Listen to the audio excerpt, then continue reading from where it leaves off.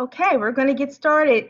Good evening, good evening, good evening, one and all. Thank you all for coming into our Zoom meeting presentation of No Hate in Our State, sponsored by the Pennsylvania Human Relations Commission and the Coalition of Natives and Allies. The topic of our discussion this evening, or training session really, is called Ending Racial Stereotypes to Engender Respect. And of course, what brought us here was a case that was brought by Donna Fan Boyle and some others against Neshaminy School District regarding the use of the Redskins mascot. And since that time, the Coalition of Natives and Allies have made some significant inroads into having this type of negative imagery removed and eliminated from many different schools. And I will just first allow me to introduce myself. My name is Tamika Hatcher, and I'm the Educational Outreach Coordinator for the Pennsylvania Human Relations Commission. And so I am an employee of PHRC, and however, I must give the disclaimer that I am not a member of the commission, and so I did not have any jurisdiction over the decision that was made in the Neshaminy case. It is also active, ongoing litigation still, as the school district is, what is it called? Oh my goodness. Appealing, yes. I'm having a mind freeze at the end of the day here. They're appealing our decision that they would have to no longer use that imagery, although that they could still use the name. And so we're going to be talking about all of these. I'm sorry? Someone, is there a correction? We're going to be getting into all of these things. We'll talk about all these topics, and we're so grateful for our presenters that we have this evening who are going to help to educate some who do not know and to just inform those of us who needed some information on Indigenous Native American culture and how these types of imagery can have a negative impact, not just on their culture and their segment of society, but on all of us, because as one of us fare, we all fare. So thank you all for joining us this evening, and I'm going to introduce our esteemed presenters and panelists this evening. I'm going to give you their names, and I'll tell you just a little about them, but I'm going to allow each of the presenters to tell you about themselves because they give much more striking presentation themselves. So with us this evening, we have Ms. Donna Fan Boyle of the Choctaw Cherokee Nation. Donna Fan Boyle is a Choctaw Cherokee mother of 2 sons. She has devoted her life to caring for the young and elderly. She says that she cares for all aspects of nature, raises organic honeybees and free-range chickens for eggs. And I'm going to allow Donna to speak about, Donna, if you could just give us I would say 2-minute introduction and just talk about how your journey began 8 years ago with the school district, and then we will go into our other presenters. So thank you, Donna, and welcome. You want to introduce yourself? Okay, so yes, Donna Fan Boyle, and along with being a co-founder of CNA, the Coalition of Natives and Allies, I'm also a very proud member of American Indian Movement of the Central Texas chapter, and Indigenous 215, which is out of Philadelphia. I have always felt the need for people to be aware of the inequality and the poor treatment of Native people. My dad grew up in Oklahoma, where there were signs on the doors still that said no dogs or Indians allowed. And he was always proud to be Native, and he faced, some discrimination himself. But he always taught us to respect everybody. No matter how we were treated, we should respect everybody. And I have always done that and always stand by other minorities in support. But I just feel that, other minorities, we are the minority of the minorities. And it's time that we finally have a voice and a place up front so that people can see what's happening, and it's time for true education about Native issues. And my journey here started with Neshaminy when my youngest son became a freshman at the Neshaminy High School, and I went to back to school night, and I saw that they still had the term Redskin and all the imagery. And I just thought, enough is enough. At that time, I thought that we had come further than that. And I was shocked to still see that type of behavior. And I did my best to try to educate the administrators in the school board, but they just weren't having it. And so as hard as I tried, they didn't want to hear it. So I just, reached out to whatever organization or agency, government agency that could help me, and PHRC stepped up to the plate, and I appreciate that. Thank you, Donna. Our next presenter this evening that we have joining us is Miss Ramona Woods. And Ramona is a Mohawk woman from Kanawaki, Quebec. Did I say that correctly, Ramona? Kanawaki. Kanawaki. Okay. Okay. Please say it so that I can hear it spoken, so that I can get it correct. Ramona is a proud mother, caregiver, a traditional artist, and a business owner. And Ramona, she says that over the years, she served on various boards in the arts, healthcare foundations, and ministry. And she is the founder of the Little Blue Sky Foundation, which serves to promote the educational, physical, and spiritual well-being of Native American Indians. Ramona is an active member in good standing with the American Indian Movement of Central Texas, a nationally sanctioned chapter. So Ramona Woods, welcome so much. Thank you so much, Ramona, for being here with us. And for all those who are on here, I want to just publicly apologize, Ramona, for us having the incorrect spelling of your name. I promise you I submitted it correctly, and it got out. So please forgive me for that. I forgive you. Thank you. I appreciate the apology. That's something I certainly believe in, and Yeah. if you don't do anything, you get a person's name right. So Yeah. my humblest apologies. Thank you. Yeah, thank you. Sega sewakwego. Ramona Yuriha Woods your juts. Unkwe Honwe Ganawage Dewagatajum Nyawakoa. Good evening, everyone. My name is Ramona Yuriha Woods. I am a Mohawk from Ganawage, and thank you very much for this opportunity today.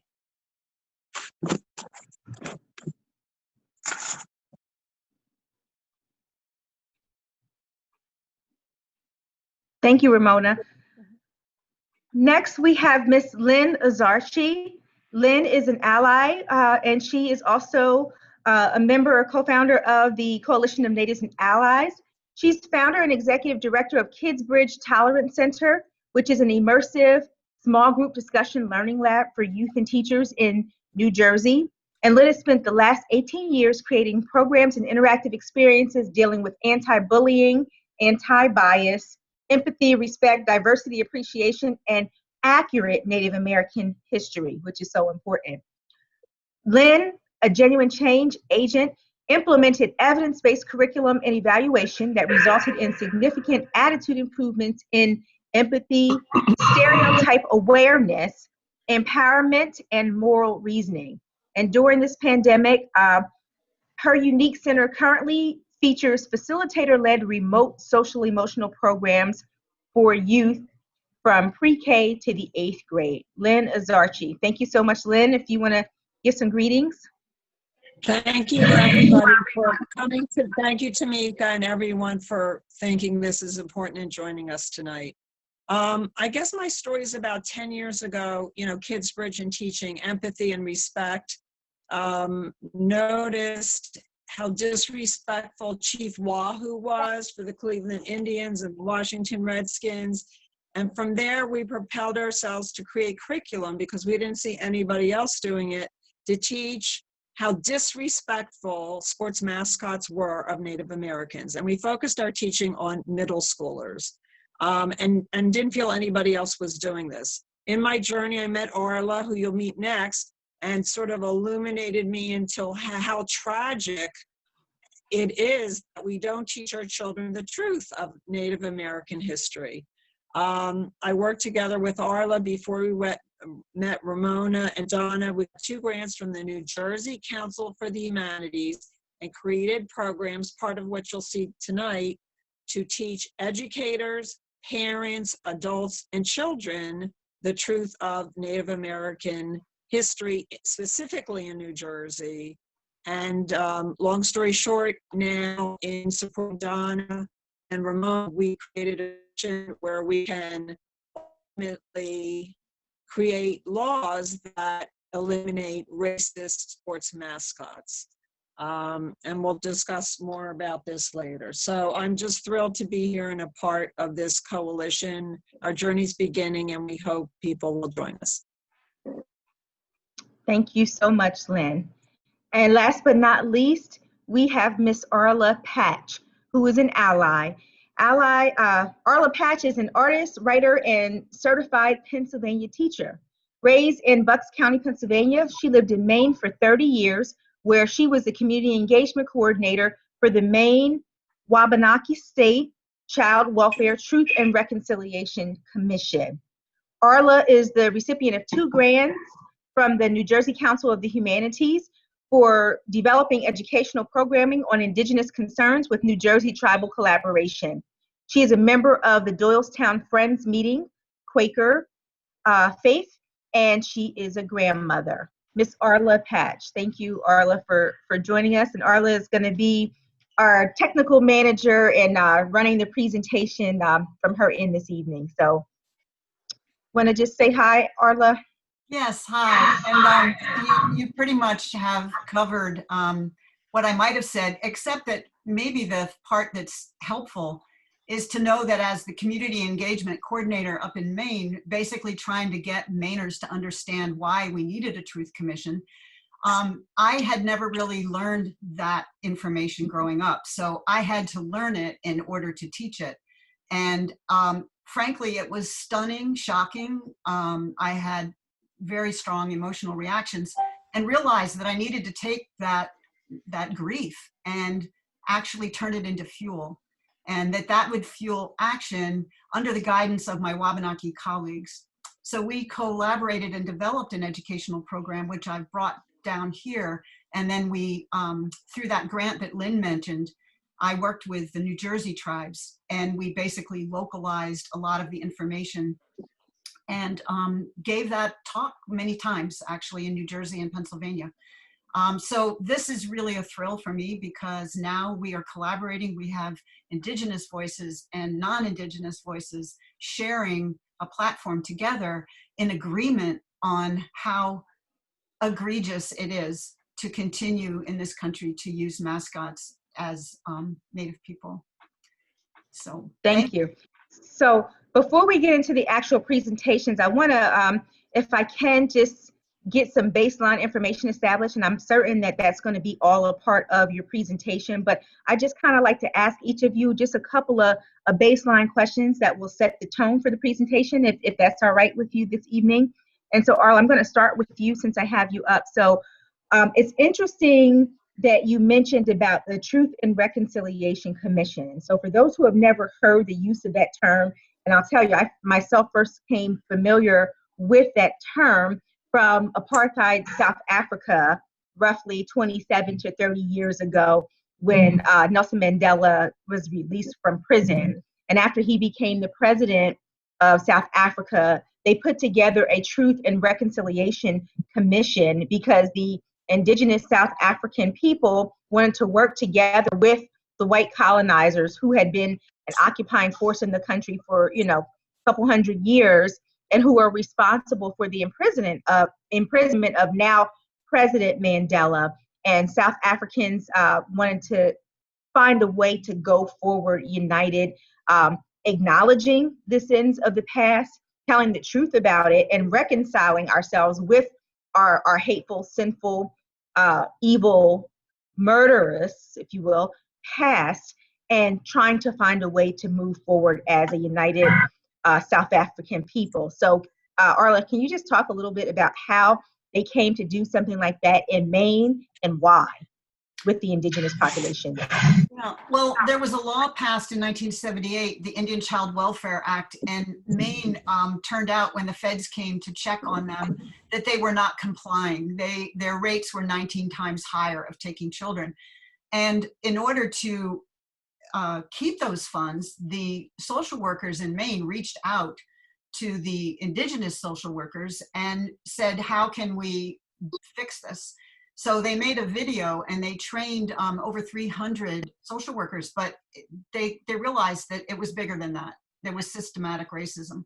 And a group of women, both Native and non-Native, worked together for many years, sitting and talking and questioning and grieving and co-collaborating, and came up with the idea that the only way to move forward really was to do a truth commission.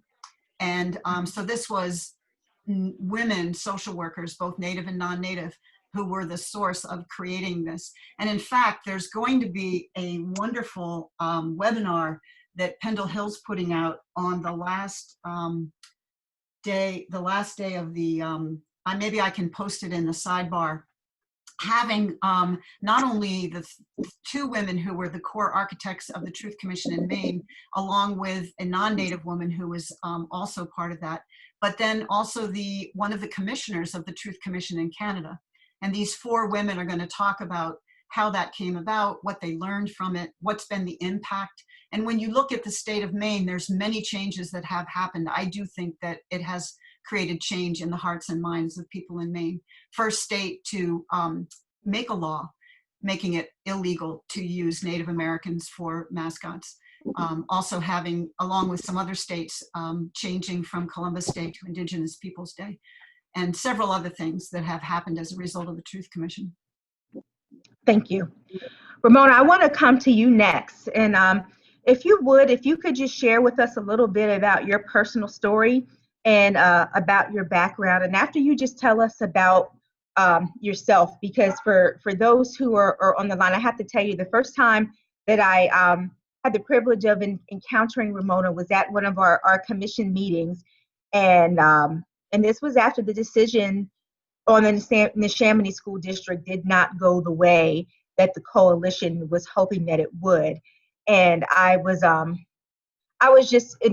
awestruck by her presence, like the power of her presence and just the passion that she felt for her people and for this cause. And I said then, I was like, she's an interesting woman and I would just love to know more about her, your personal story, and just also, so Arla had touched on talking about social workers and kids being taken away. And again, I know that this is going to get into some of your presentation, but if you will, Ramona, can you kind of just set the stage for those of us on the call who are just kind of learning, like explain about how Indigenous people came to even be involved in the foster care system here in the United States, and particularly in Pennsylvania, and what the role of Pennsylvania and Carlisle was, if you can do that, please. Best. Can you guys hear me okay? Because my speaker, sometimes people say they can't hear me.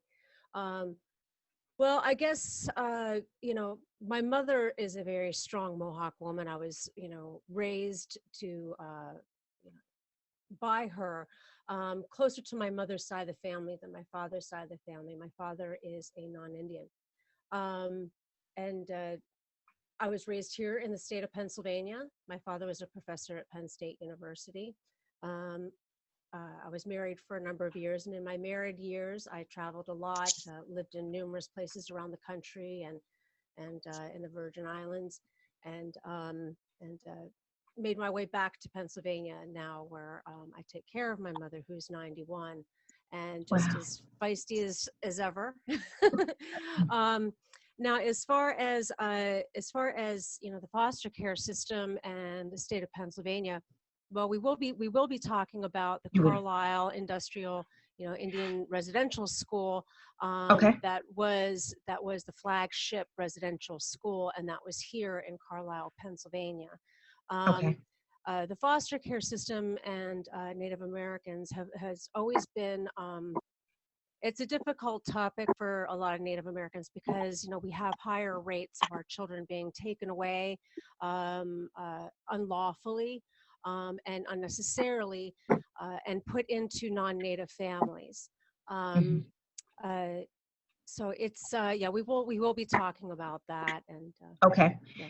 If you would, Ramona, can you speak, especially because you're from Pennsylvania, can you talk about the tribal, like kind of breakdown or distribution of Pennsylvania? And I've been doing some research, and please pardon my ignorance if I say something that's incorrect or, that's not factually accurate just based upon my read.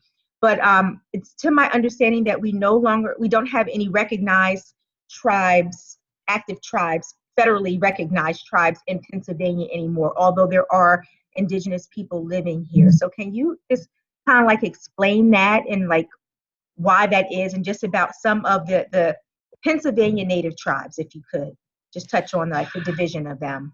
Yeah, primarily in this area, primarily in this area, we had the Lenape, but there were also other tribes as well. There was the Shinnecock and the Erie, as well as the Haudenosaunee or the Iroquois tribes that also were down in this area as well. Now, during the Trail of Tears, the Lenape were relocated for the most part, and are now in Oklahoma and Wisconsin and Ontario. And the ones that are in Oklahoma and Wisconsin are the ones that are federally recognized. There are some Lenape tribes that are in New Jersey, and they have state recognition, not federal recognition. And so there are no tribes that reside here in the state of Pennsylvania with a reservation or anything like that. The local natives have all been kind of scattered, in the diaspora. And so being a Mohawk, which is Iroquois, my people were in this area. Mm-hmm. Yeah. Gotcha. Thank you for that. Mm-hmm. So going to come next to Lynn. Lynn, if you can just talk about how you came to the work as an ally. Well, it started with the decision from the commission that we came there hoping for a reasonable, just social justice kind of decision. And we were upset and aghast that you cannot allow the Redskins word to be used, even if you take the imagery away. And here's why. Redskins, and in their presentation, we're going to explain where the word Redskins comes from. Basically, it's a red bloody scalp, and you'll learn more about that later, and how horrific it was. But that, I come to this because I want to teach the children about the true history. And so the commission creating a decision that made no sense, that allowed a stereotype to be continued at a school that's not teaching its children properly, was a moment where we rode home in the car and said to each other, we must do something. So the four of us created this coalition of natives and allies. We meet weekly, and we will not be, moved? I forget the expression. Anyway, the point is, we need to be respectful and kind to each other. The coalition will continue. We are partnering with a lot of organizations, and the rest of the members will talk about how we're helping schools now. A lot of the kids get it, So our work continues, and we'll be doing this for a pretty long time. We're starting with Pennsylvania. So it really was formed because of the commission's decision. We had to get organized and work together. Mm-hmm. And so, Lynn, you had mentioned earlier, you said about when the decision came down, I was in the room when the hearing took place, and you could see from the look on my face that I was actually, pretty aghast at it. And I would just say, as a Black woman and as a person of color, it's apparent. I mean, it doesn't take a rocket scientist to me to understand how negative imagery and how it's stereotypical, and it's a derogatory, racially inflammatory image based in a hateful past and history that's very hurtful to the people, and that's apparent. That's apparent. And the bottom line for the decision is we're telling schools it's okay to teach stereotypes, which makes no sense then or today, right? No stereotypes. We need to teach our children better for a better society. Right.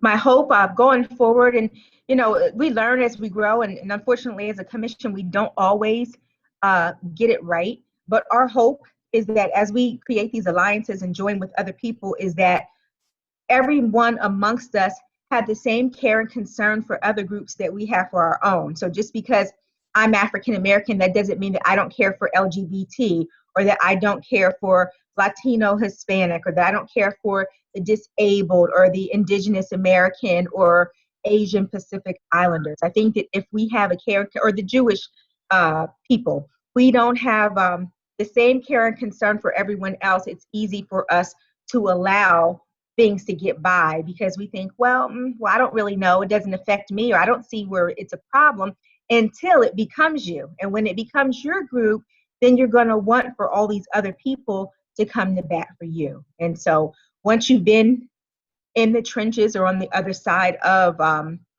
some type of discriminatory practice, and you understand that. And so that is our goal, and we're working to get there. So we're at 6:30. I don't want to take up any more time. We did work this time in for introductions because we just wanted everyone to just get an idea of who we had here, who our STEAM panel was. And we're going to go right into the educational presentation. So Arla, you can just direct or let me know who's going to be going first, or how you're going to be running the show. Well, this is a PowerPoint that all four of us will be speaking. I did want to just welcome the Rainbow Room from Doylestown. Okay, so bear with me because I am not a techie, but I understand that if I hit this, that you are now all seeing the PowerPoint. Is that correct? Did you use share screen?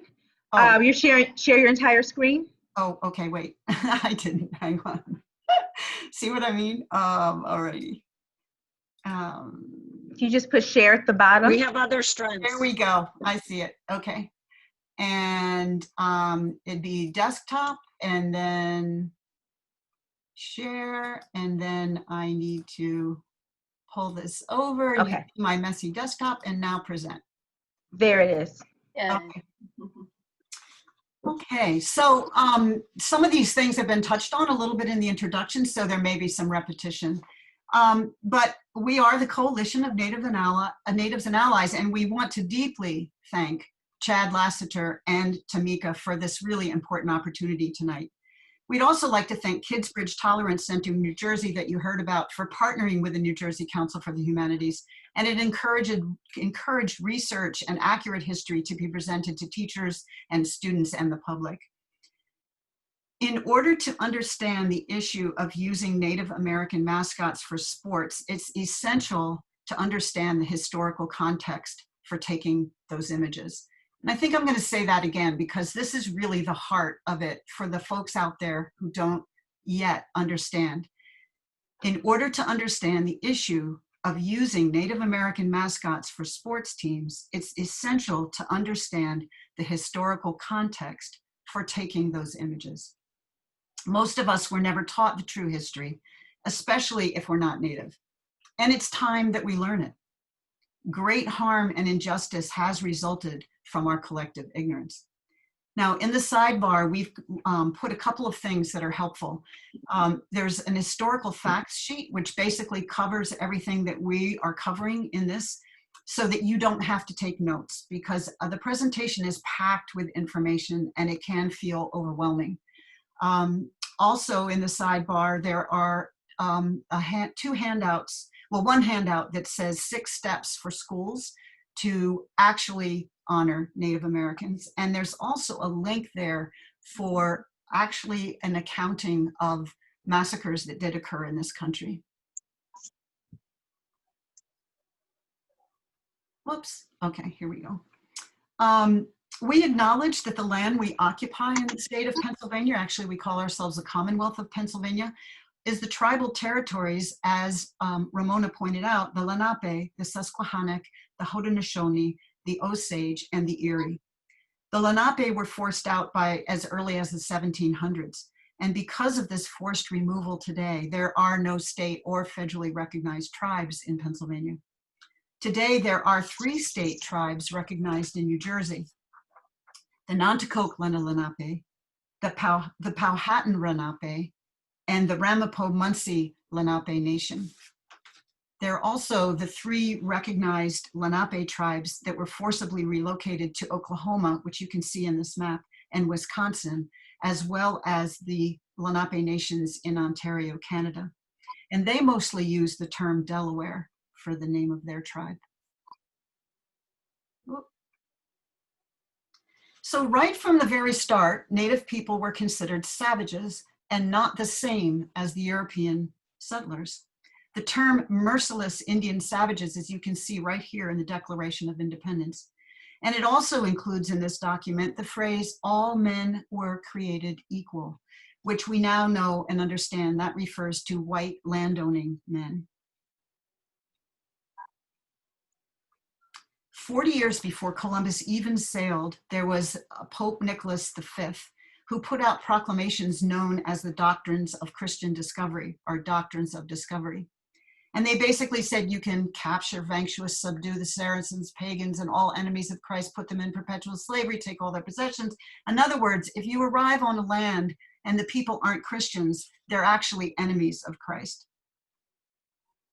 Now, you might think that this doctrine of discovery was something that was back in the 1800s. I mean, well, certainly before Columbus in the 1400s, but in terms of our government in that era. And I'm sorry to tell you that it was actually cited as recently as 2005 by the Supreme Court when they ruled against the Oneida Nation in the Sherrill versus Oneida Nation case. And the doctrine of discovery was cited as a footnote in that ruling, which was written by Ruth Bader Ginsburg. She delivered the opinion of the court, which overturned a lower court decision.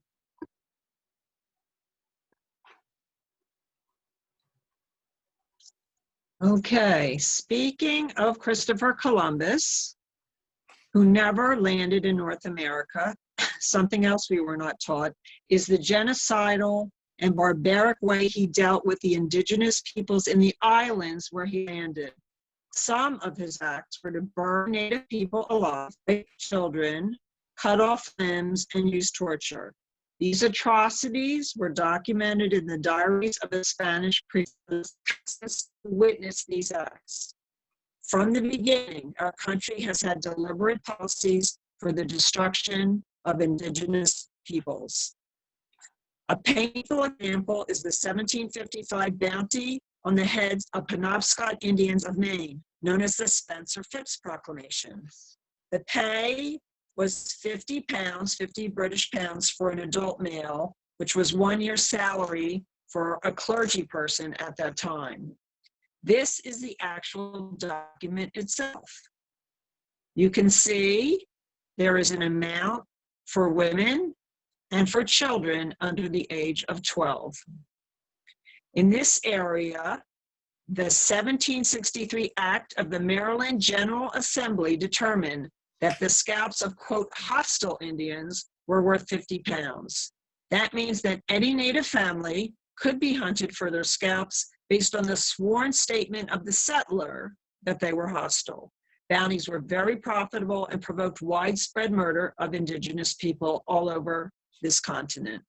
In the 1850s, the US government reimbursed the state of California $924,000 in bounty fees. The Native population in California was reduced by 2/3 in 1 decade. When citizens would bring the scalps to the collection stations, the clerk would ask, how many Redskins do you have for me? And I think I'll repeat that. How many Redskins do you have for me? In order to prove a scalp was male or female, they were required to additionally present genitalia with the scalp. Male scalps were worth more. Do all sports fans know this barbaric fact for the meaning of the word Redskins? Native peoples are the most heavily legislated against in the history of our country. Every single treaty made with Native Americans has been broken. We will be mentioning only 4 congressional acts in this webinar. Number 1, the Civilization Fund Act laid the groundwork, the financial groundwork for funding the boarding schools, which we'll talk about soon. Number 2, congressional act, the 1830 Indian Removal Act, which you probably know as the Trail of Tears. 46,000 Native Americans were forcibly marched on foot in winter without adequate supplies, given smallpox-infested blankets, and over half did not survive the journey. 25 million acres at this time were taken for white settlement. There were multiple trails of tears, more than one: Cherokee, Chickasaw, Seminole, Choctaw, Creek, and this act impacted nearly all the tribes east of the Mississippi.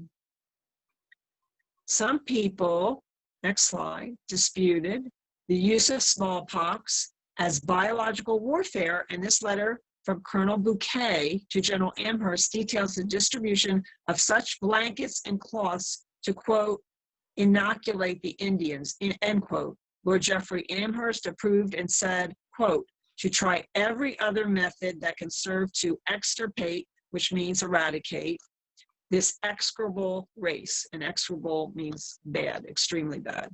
The 3rd Congressional Act is the Dawes Act of 1887. It authorized the federal government to survey 93 million acres of tribal land and take it out of Native control.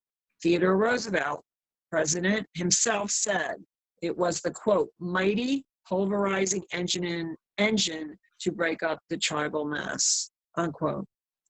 Native people were experiencing assault from every angle. And the one thing that would be a lifeline, their spiritual practices were outlawed. In 1882, the Secretary of the Interior ordered an end to the, quote, heathenish dances and ceremonies, unquote, as they were a, quote, hindrance to civilization. Not until 1978, the American Indian Religious Freedoms Act, that was in 1978, was this order lifted because of the efforts of the American Indian movement. Wasn't this country founded on religious freedom? A 4th act, another very damaging and disempowering policy, and one of the truths that when I learned this brought great shock and grief to me, was voting. Another area of astounding historical fact. Black males were given the right to vote in 1870, although we must completely recognize that the Jim Crow laws made this voting inaccessible for many until the 1965 Voting Rights Act. And women were given the right to vote in 1920.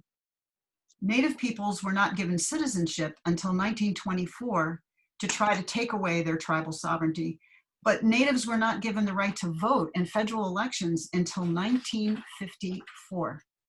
And of course, as we all know today, voting is still challenging for many people of color due to gerrymandering and a range of exclusionary practices, especially targeting reservations. Now, the irony in this is that Native people served in every single military conflict since the beginning of this country, and in disproportionate numbers to the rest of the population. And regardless of the fact that they were not considered citizens, they could not vote. So they died in every military conflict serving this country. The Choctaw and Cherokee code talkers helped win World War I, and in World War II, representatives of 16 individual tribes of code talkers helped us win this war. So this is very important. In 1948, the UN decided to make a definition for the word genocide, the concept of genocide. And as you can see here, genocide is an act or acts committed with the intent to destroy in whole or part of a national, ethnic, racial, or religious group. Here's a little bit more of a close-up so that you can see. I'm just going to take a few of these points. Killing the members of the group. And this is a very tiny sampling. In fact, in your sidebar, there is a link. And I think I was not realizing that it was working. And so I think the link is repeated multiple times. But it's a link to give you the total number of actual massacres.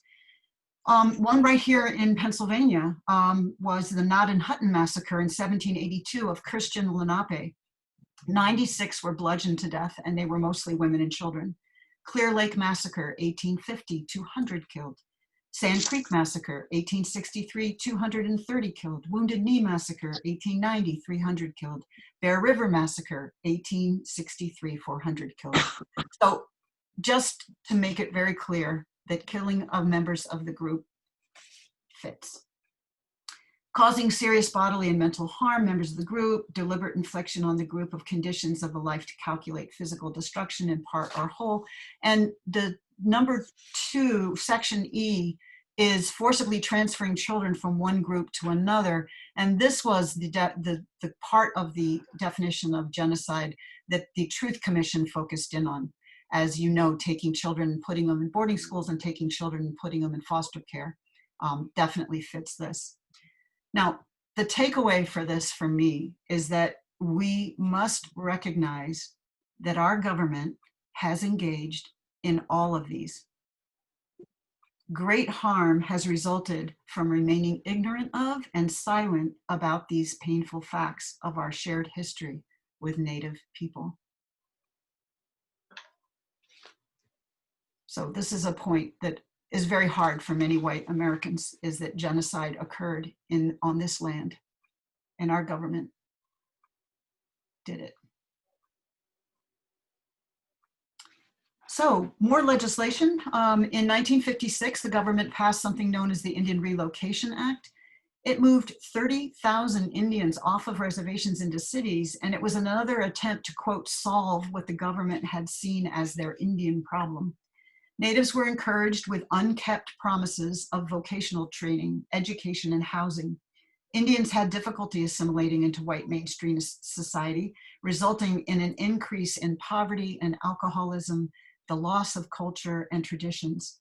The lasting and damaging effects of this is that Native Americans have the highest unemployment rates and the highest poverty rates in the United States.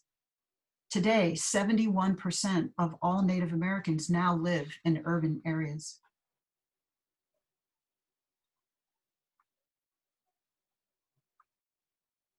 In July of 1968, in Minneapolis, the American Indian Movement, an advocacy group, was founded to address the problem of police brutality and generations of inequality.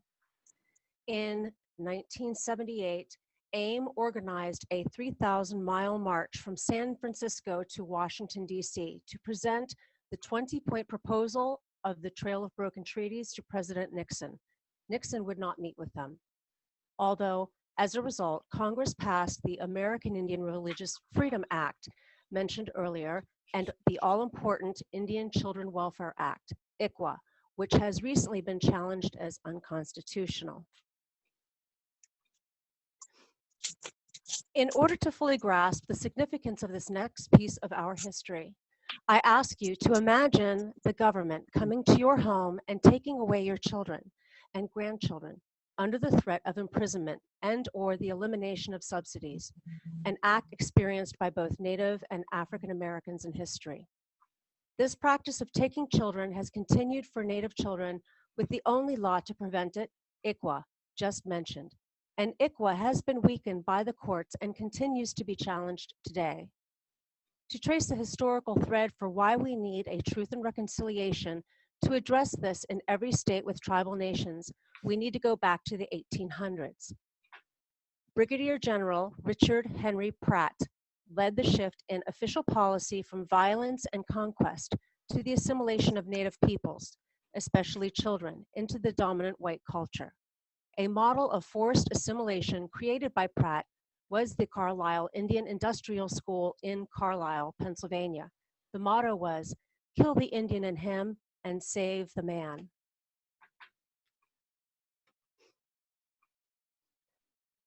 In their efforts, policies of assimilation were effectively policies of cultural genocide and deliberate, systematic destruction of a culture.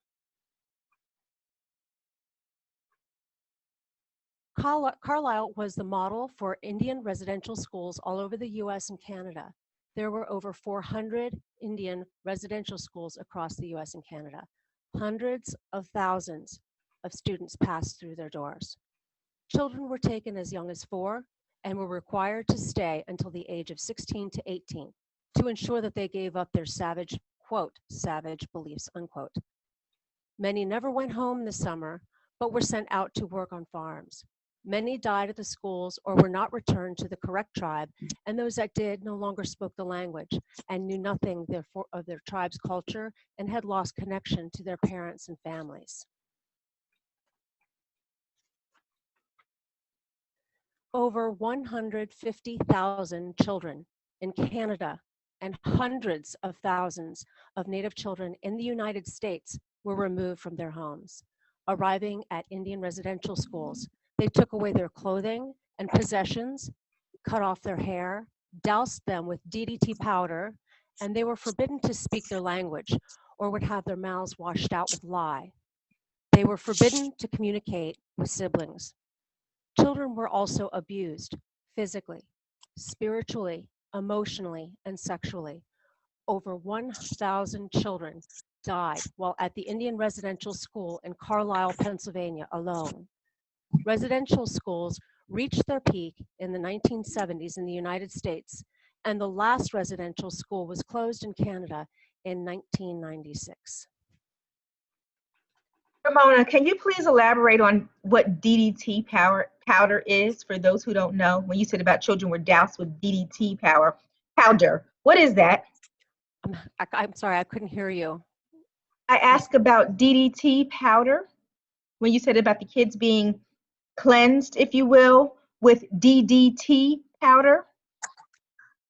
Okay, I still can't understand what you're saying. I'll put it. Can someone? I can hear it. Okay. Can you hear me, Ramona? A little bit, yes. Yes, go ahead. She wants to know about DDT powder, which has been outlawed. It's so dangerous. It's a disinfectant that has since been outlawed. Okay. They found it in the eggs of, birds and eagles, and yeah, it's a very lethal disinfectant. Okay. Did you want me to continue? Sure. Yes, please continue. I just wanted to elaborate on that because people, they use it for like it's like ant roach killer. It's an extermination. They use it to exterminate vermin. Okay. And so the implication that Native people are like roaches or ants or some type of vermin. It's disgusting. Yes. Yes. I just wanted to emphasize that a bit because it's horrible. I mean, it's bad. It's as bad as it gets. Yeah. Yes. Thank you. I'm sorry, I didn't mean to interrupt. No problem. That's okay. That's okay. With the loss of their homelands, loss of ways of life, their means of survival and autonomy, and outright slaughter of Indian people, the assault to every aspect of Indigenous people's existence has created a wound to the mind, body, and spirit. This intergenerational wound, passed from our generation to the other, experienced a final blow when they took our children. Historical intergenerational trauma is compounded when we pretend that this history had never happened. It not only devastated the children taken, but the families and communities left behind.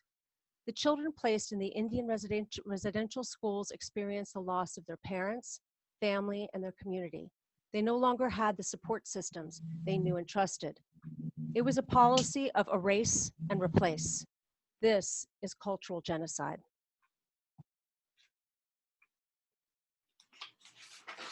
As mentioned, Congress enacted ICWA, the Indian Child Welfare Act, in 1978.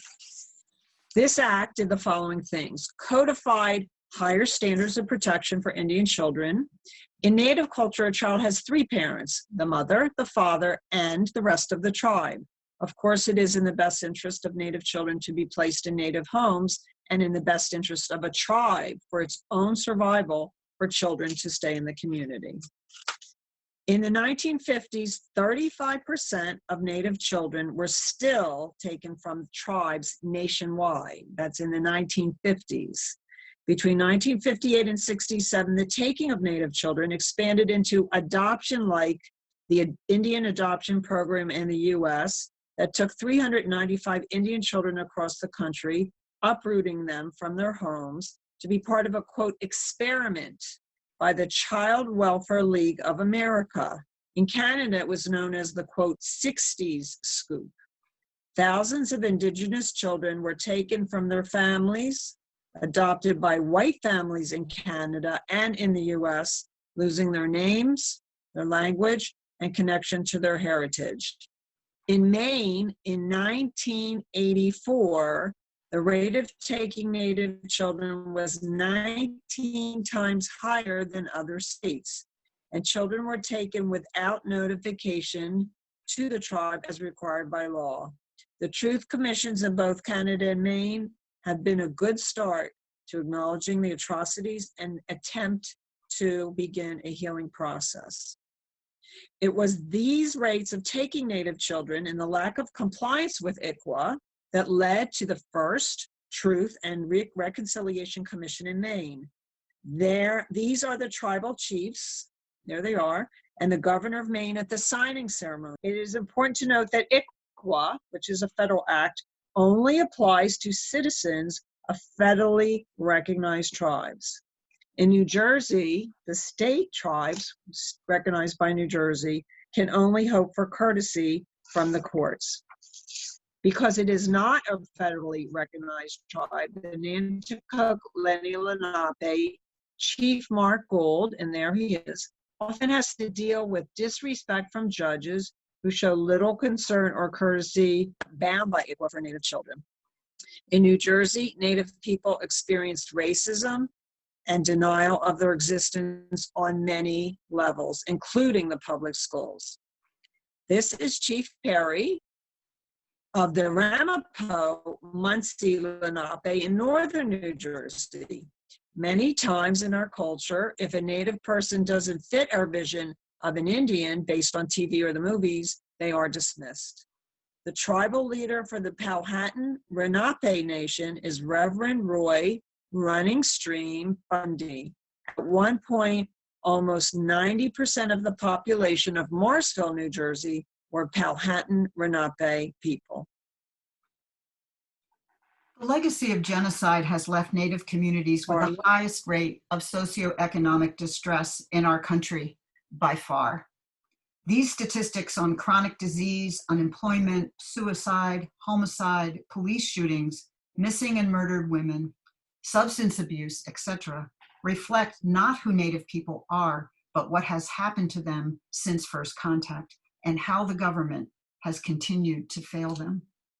Native Americans have an average life expectancy that is 5 years less than all other races in the United States, and it can range as much as it does in Maine of 24.6 years of less longevity. There are many struggles for Native people today in this country. This is just one example, and this is the Penobscot Reservation that is made up of several islands in the Penobscot River. And their reservation has always included the river as a source of sustenance and fishing for them.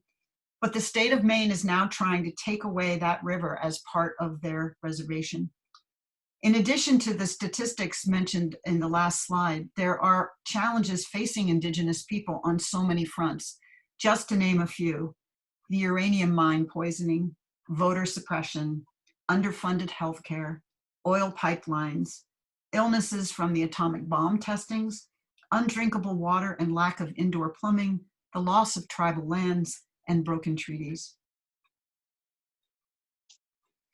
So this painting is very descriptive of what was called, and for me growing up in school, it was called manifest destiny. That's what I was taught.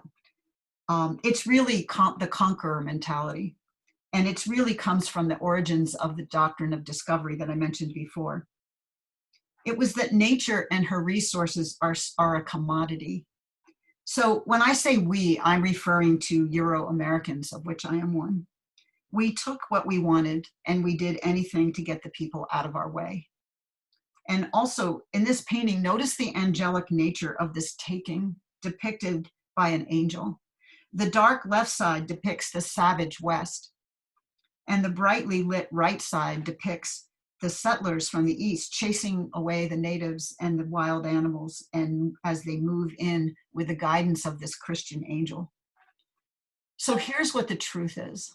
The truth is that we took their land, their culture, and their languages. We took their resources. We killed their people who were in our way. And then we took their children. And the latest version of that mentality is that we take away their character, we take them away with caricatures and racial slurs, and then we turn around and tell them it is to honor them.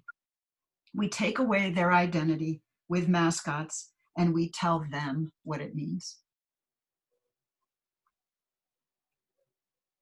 When you reduce a people to a mascot or a sports mascot, you take away their equality. They are not the same as other people and do not require the same respect. This profoundly affects policy, which impacts Native communities. With many mascots being animals, we put Native Americans on the same level as animals, not humans. Redskins, Braves, Raiders, Warriors, these are disrespectful and harmful to youth. These names are offensive to Native Americans and to those in youth education, intent on reversing the harm that stereotypes cause.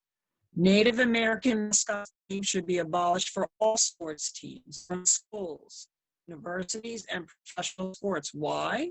Research by many psychology and sociology professors in this country, too numerous to mention, conclude that exposure to Native American team mascots increases a student's native stereotyping of other races. In other words, when schools and commissions condone stereotypes, both youth and adults think it is okay to use other stereotypes, which ultimately leads to more bias and discrimination.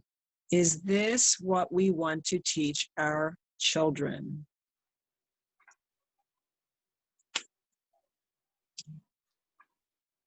This is the very absurdity at the heart of this issue. Non-Native children taking Indian identity. While Native children had their identity beaten out of them, this history makes it unconscionable that non-Native students play Indian today. Normally, I would not use the racial slur Redskins. I would say the R word. Webster's Learner's Dictionary defines it as a degrading, derogatory term for Native peoples, which should be avoided.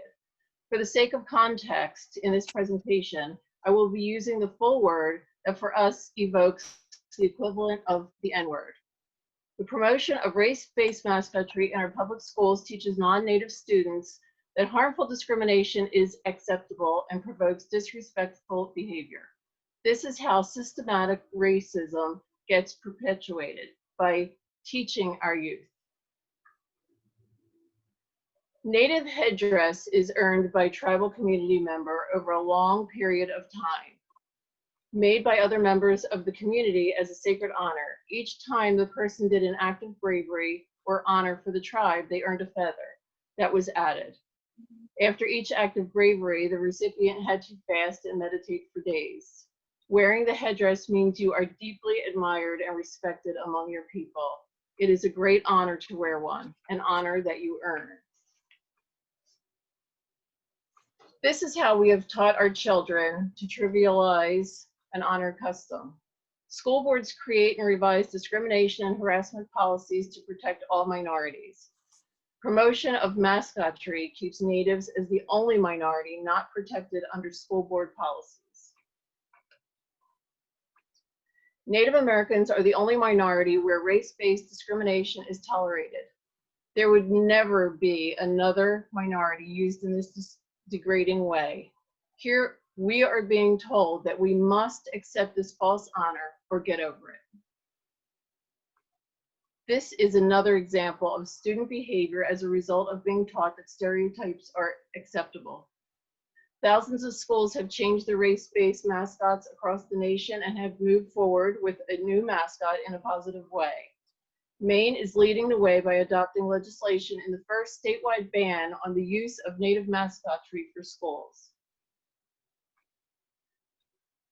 Two Pennsylvania school districts have just voted to end the use of Native American mascots, even with the issues of a pandemic affecting their districts, Radnor and Unionville.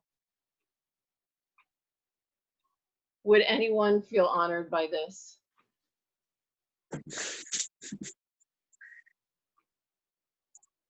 The current logo for Neshaminy sports teams, Skins, the shortened version of Redskins, reduces it to the bloody scalps, the graphic genocidal symbol of body parts taken for bounty payment.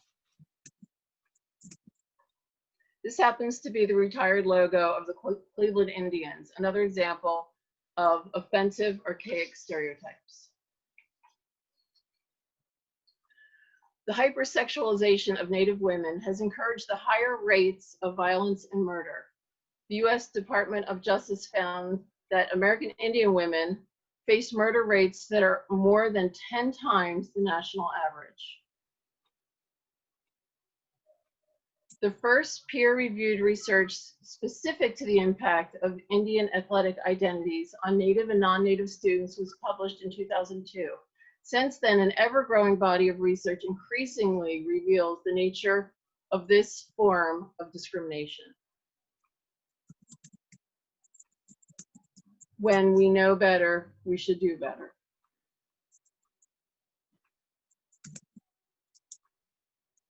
It is widely recognized in society that blackface is unacceptable. However, there is a disparity for redface. This is Chief Alina Wick performing a mocking Native dance. The University of Illinois ended this in 2007. Many schools created their Native mascots around 90 to 100 years ago, at a time when Native people were highly discriminated against in our country and had no voice. Many tried to hide that they were Native, while schools were proud to misappropriate the identity and culture for their own entertainment. We are not who we say we are as a country if we make Native people mascots. It does not honor Native people when non-Natives pretend to be us.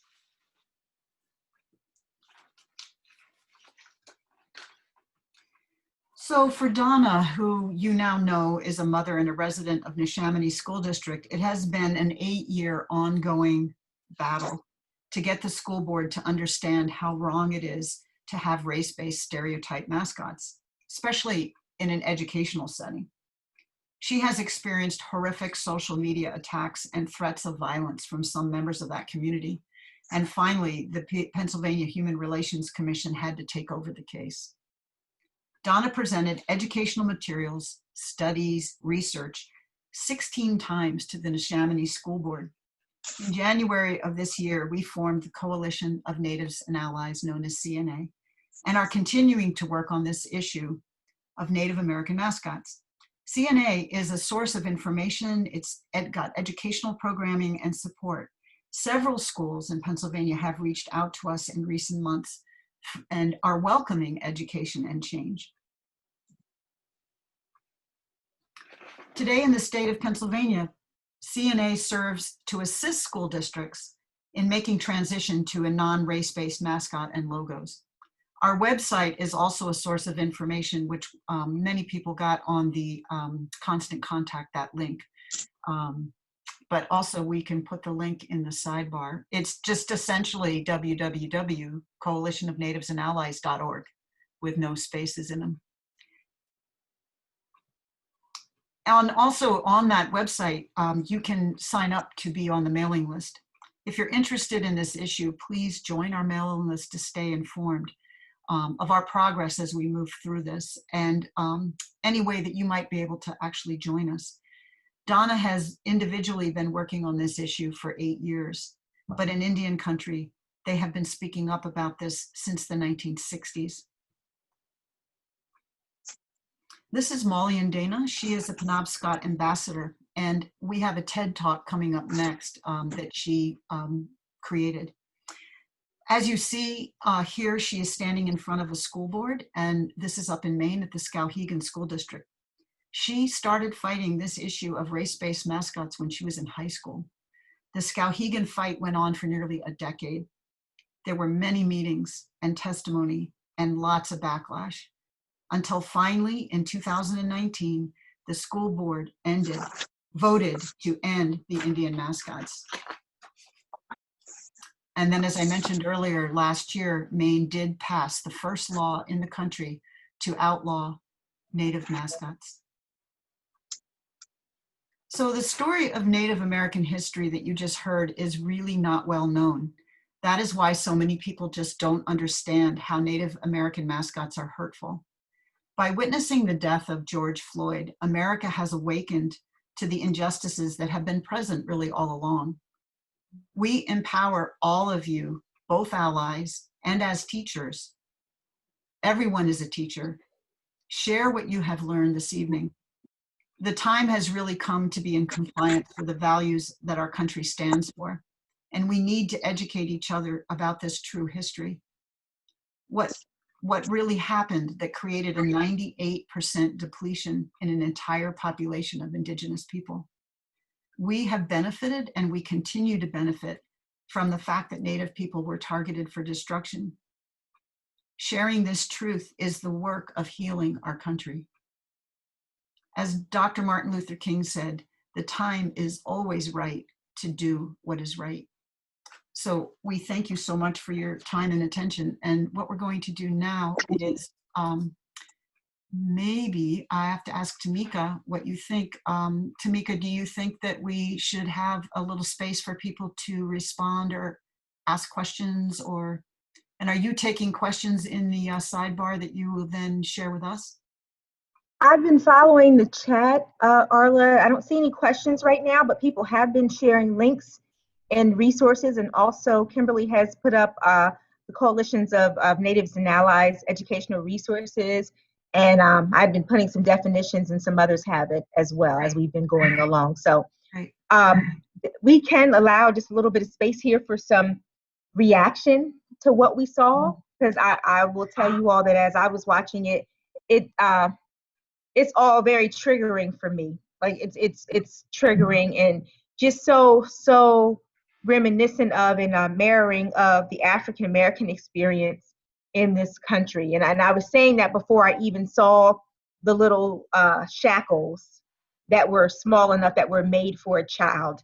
And when you talk about separating kids from their parents and taking them off someplace, and indoctrination into the Christian faith, and being stripped of your language and your culture and your dress and all of those things, it just resonates with me very much. And just to see it's very triggering, and it brings tears to my eyes every time I read about it or hear about it, and just such sadness. And to your point that there's so little even in the ways of like legal protections for Native people, like not even have been covered. And when we talk about, like, I'm a civil rights trainer by trade. And so when we look at some of the state sanctioned laws that have been put out there, and we talk about Blacks having been counted as 3/4 of a person for the purposes of like taxation and representation, well, Natives were not counted as they had no personhood. They weren't counted by law as a person at all. So just think about that, like how little. And so, and I've used that example, and I've said it, and I've used it in context, and people have been offended by even evoking the imagery of that, to even say that. It's like, oh, well, boy, you're really going low when you say that. And it's like, no, it's not going low. That's the reality of the situation. And so when I think about Indigenous Native American and them on their cultural lands and not being counted, it's just not right. And all the more reason why we're so thankful for this partnership with the coalition, that you can share this educational piece. And I cannot wait for you to give this presentation to our staff, because I certainly do believe that it will make a difference even as we're doing our casework. So as people like Donna are coming and filing complaints in our investigative work, like you say, to know better is to do better. And if you understand the historical background, you won't have any choice but to deliberate, I think, sometimes a little bit differently. So thank you. Thank you. Anyone else? I heard someone else speaking up. Any other reactions?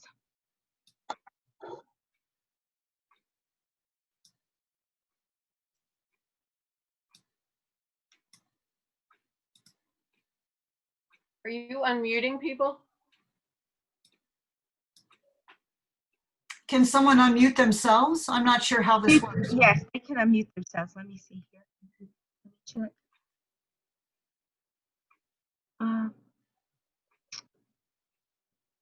It's easy to unmute yourself. So that Yeah, they can. Yeah, the participants are allowed to unmute themselves. They can unmute themselves if they have a comment. Marlene, did you have something you would like to add? Go ahead. Well, I wanted to just like wait and allow space for other folks and particularly for people of color to speak. Okay. So I might just wait a minute and see if. Okay. No, thank you.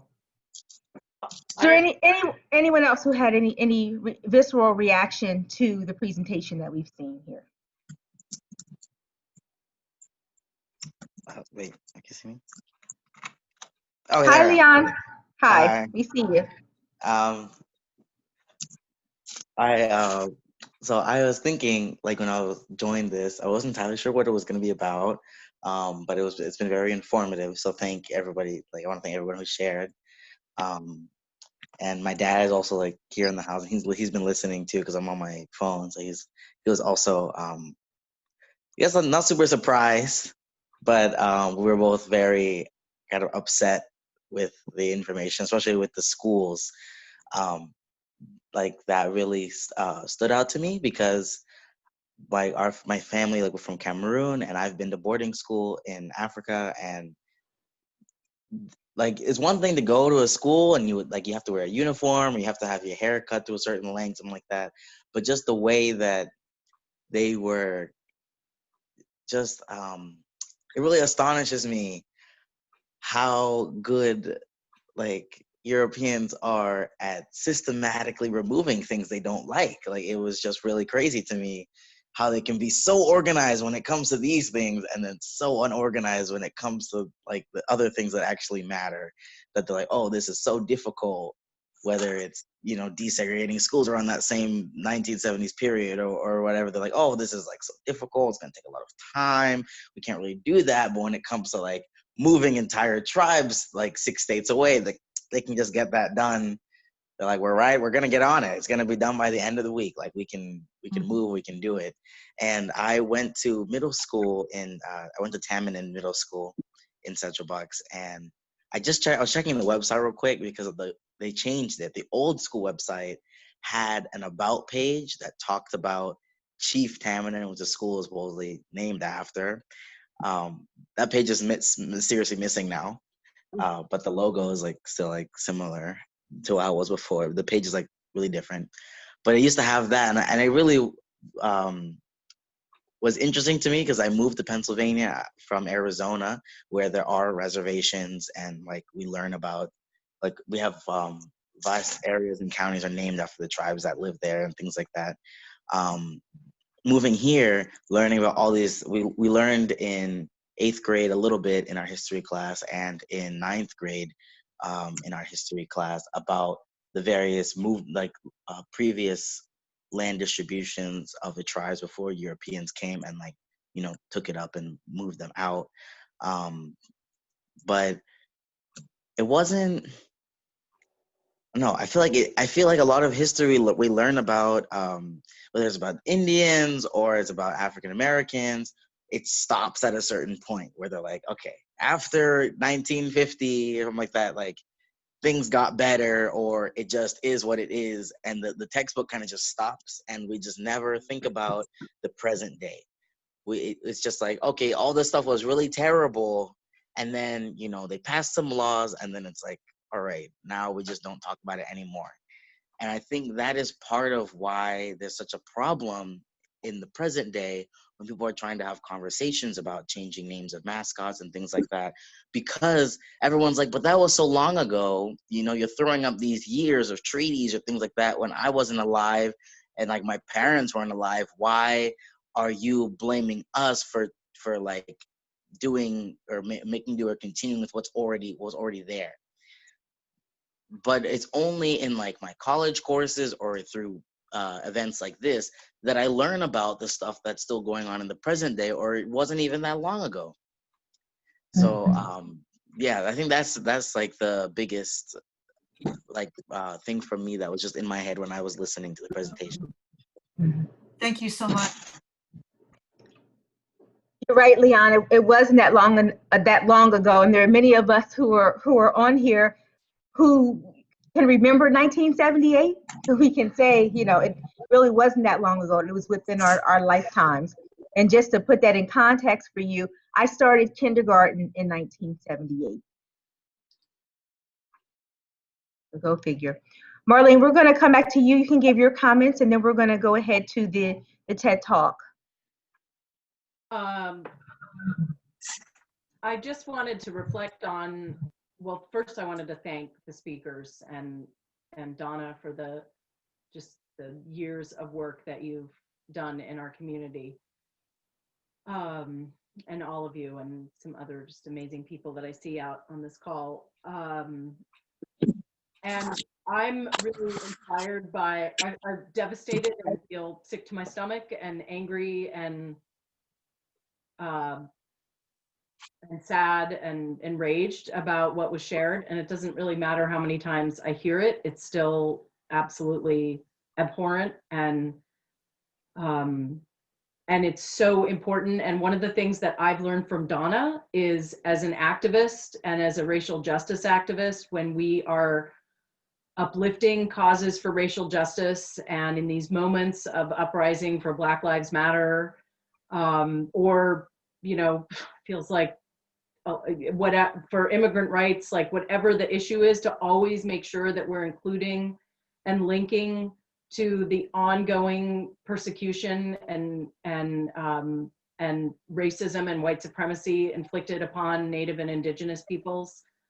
So I just want to acknowledge that the linking of causes around racial justice are so important. And it's one reason why I wanted, you know, some youth from the Rainbow Room to be here, because we are, you know, fired up and organizing around LGBTQ plus rights. And a lot of the youth are involved in the Black Lives Matter movement locally.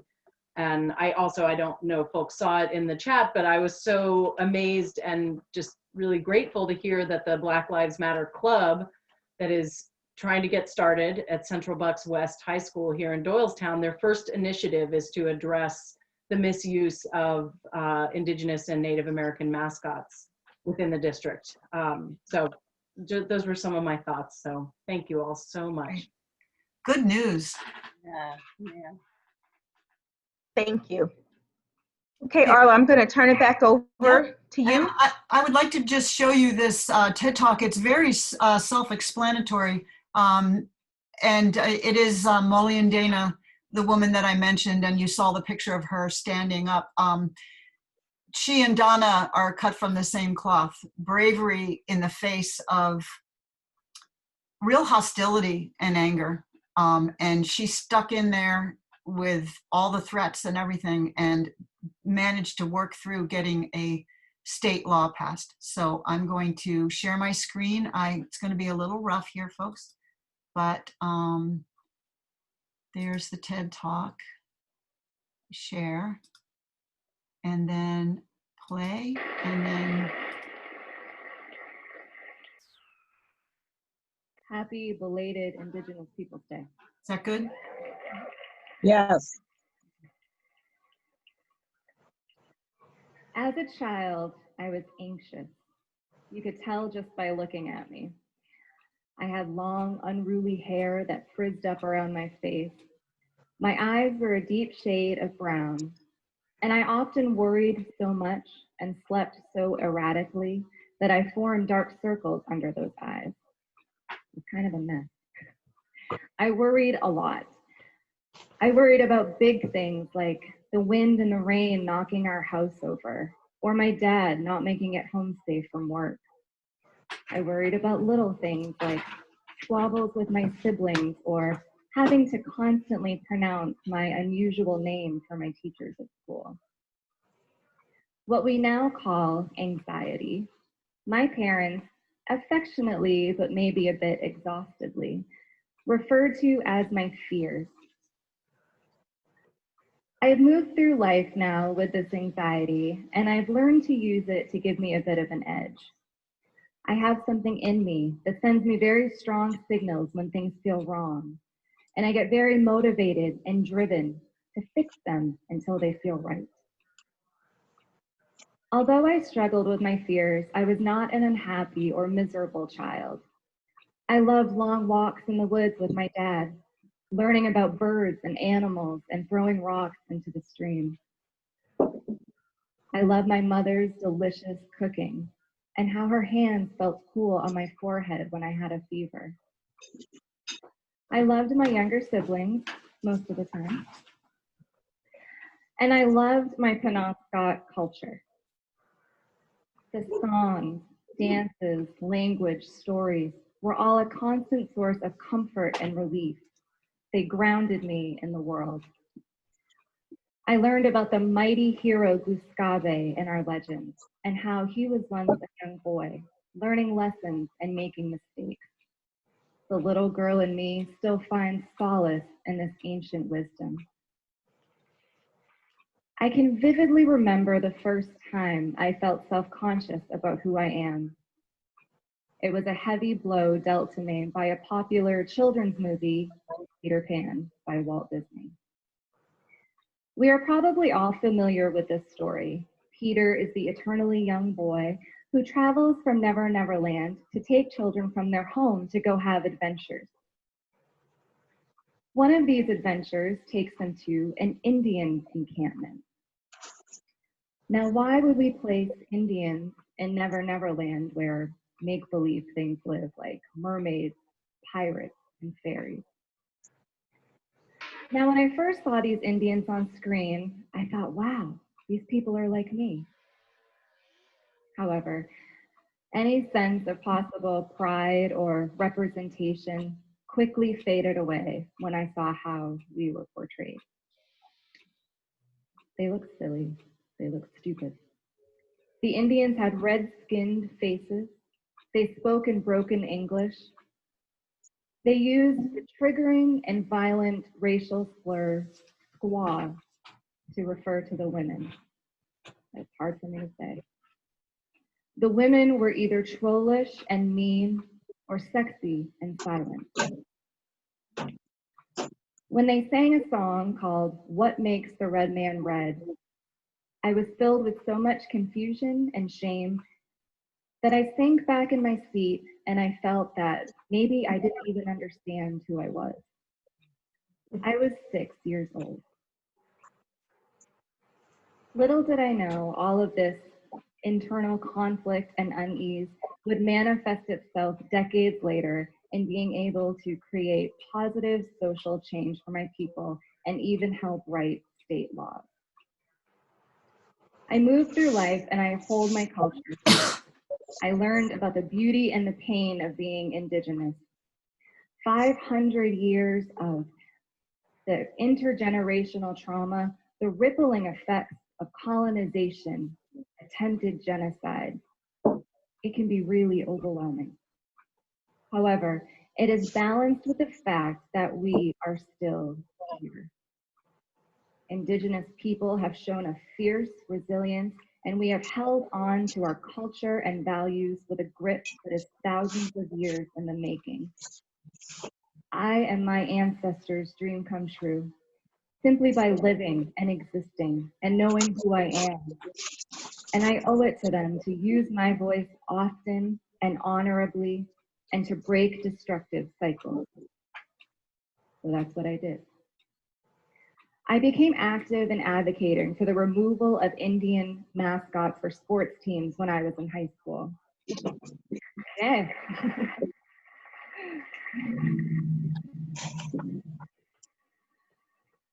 I saw my peers in other schools dancing around in fake headdresses, fake war paint, basically wearing my existence as a costume. I got angry. It was a lot of the same feelings that were stirred up when I watched Peter Pan, but now I was ready to do something about it. These mascots are not just offensive, they are actually harmful. They are degrading. They are dehumanizing. They mock and marginalize important sacred parts of our culture. They are wrong.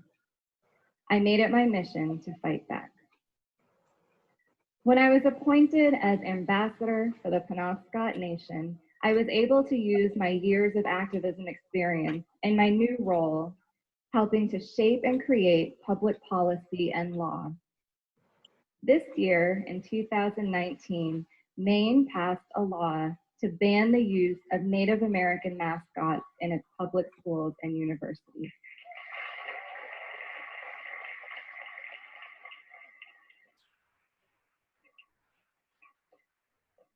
We are the first state in the nation to accomplish this. Awesome. I will forever cherish the role that I played in making this happen, and I have the deepest gratitude for everyone who has fought this battle with us. As I stood in the State House with my daughters by my side as the governor signed this bill into law, I felt a sense of powerful peace. I wanted to reach back in time and hug that frizzy-haired, anxious little girl and tell her to keep fighting for what is right. She will face a lot of hard work, self-doubt.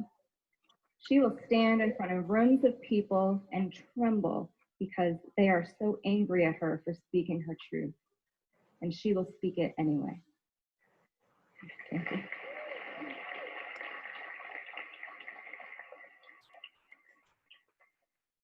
Changing the world for the better has never come about easily. Shaking up power structures and having to convince other people that you are just as human as they are is exhausting. But when I think about what my ancestors went through, when I think about the future I want for my children, and when I look deep within myself, what choice have I ever had but to keep fighting this fight? Social justice is a marathon, not a sprint. We plant seeds of change, and if we are lucky, we see them grow into lasting and meaningful cultural shifts. The Indian mascot fight in Maine has not always been a success story. A lot of us have faced a lot of ugliness and racism. I've been threatened with rape, with murder. I've been told that a lynch mob will come find me. I've been called a squaw. I've been nicknamed Princess Runs Her Mouth. All of this from people who think their Indian mascot honors me, right?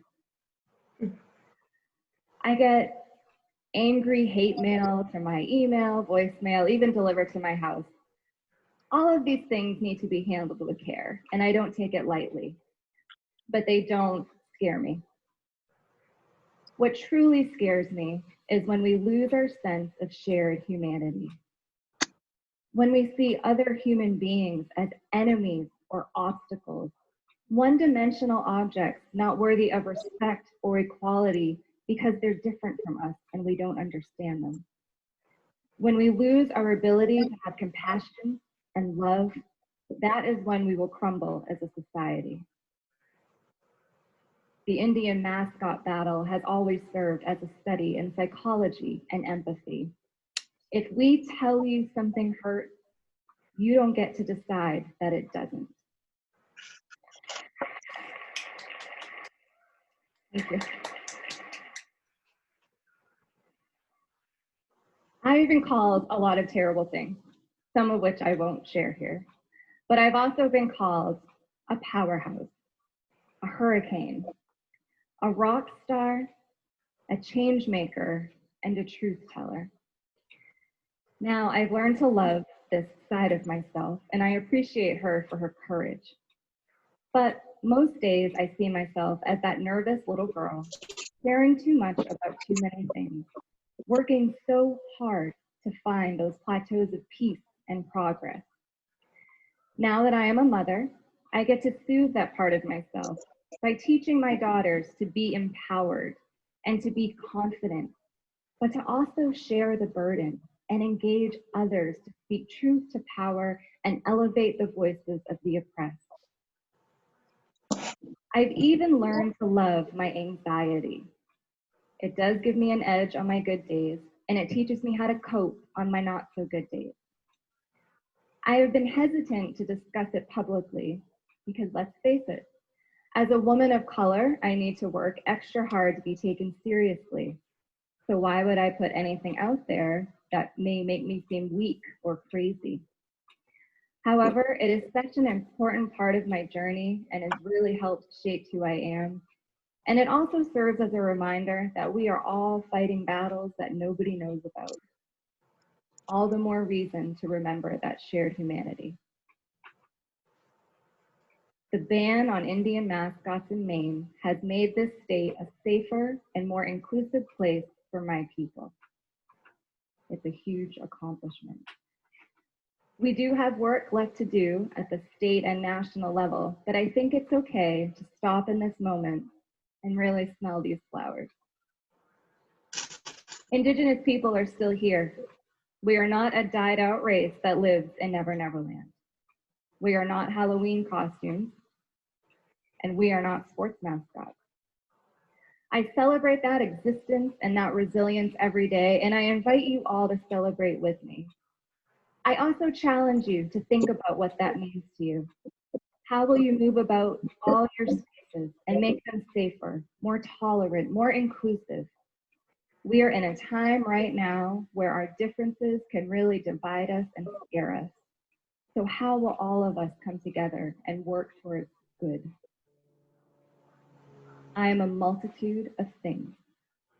I am a mother, I am a daughter, I am a sister, I am an ambassador. I am a Penobscot Indigenous woman, and I am not a mascot.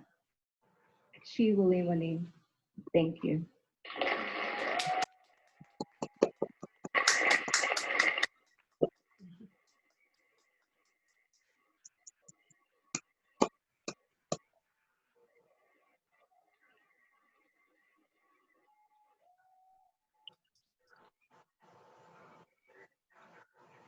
Oh, so moving. I wanted to partner with my hand flowers Whoops. because I wanted to bring my What did I hand do? to give it my spin and to present the flowers in a different way. It's probably just still playing, Carla. It's just still playing. Am I still sharing Hey, screen? everybody. Stop clicking around. Yeah. I'm in the woods. You want to cancel that? Okay, it stopped. Oh, sorry, folks. It's okay. So the time that we have left, I have like 25 of. I only have one more video to share, and that can be at the very end after we've had a little more discussion. It's only 2 minutes long. So not sure, you know, what, if we would want more questions and answers, maybe questions for Donna and Mona, or? Why don't we go ahead and show the video and then we can just wrap up with this discussion, especially since it's short. Okay. All right, bear with me, folks. Copy. Go into new window. The problem is they always have an ad at the beginning. And I guess I don't share screen until, okay. Then I do back to this screen. I do share screen. I do this. I share.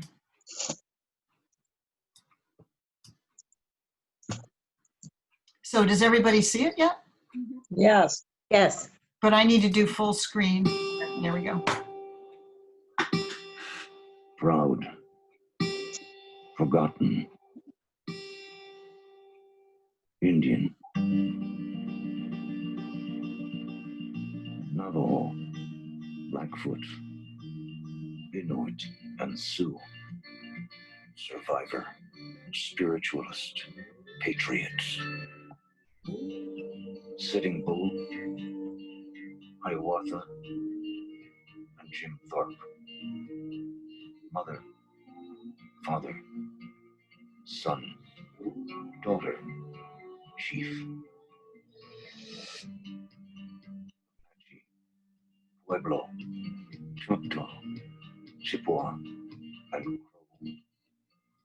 Underserved, struggling, resilient. Squanto, Red Cloud, Tecumseh, and Crazy Horse. Rancher, teacher, doctor, soldier, Seminole, Seneca,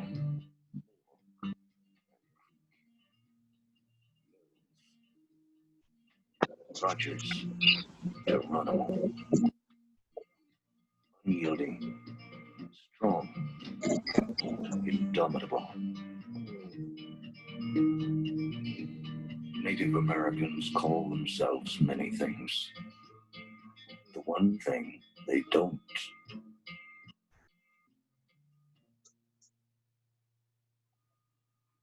Ooh.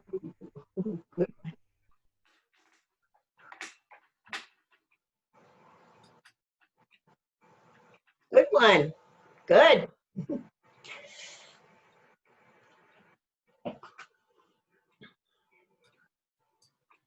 Wow, that was powerful. Based on the Wild Beauty collection, Oh, gosh. the collection I co-designed with 1-800 How do I do this by again? Taste, the I'm watercolor screwing up cascade, again. the popcorn cream, super natural. You just stop sharing again, it'll stop. Roses, Right. lush and really gorgeous. I did hit stop share, but maybe that wasn't enough.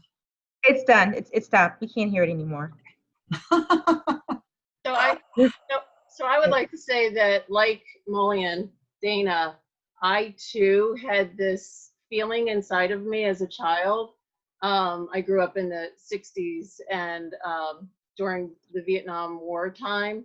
And growing up, I always got, or even still now, I get people say to me, "What are you?" Yeah. And as a child, having people say, "What are you?" But then also being during Vietnam War time, and people thought that I looked Asian. And so automatically people hated me because I looked like an enemy. So that was hard, and it stirred something inside of me that as an adult, like it just stayed with me, it stuck with me. And as an adult, I just felt that I could not let other Native children feel that way.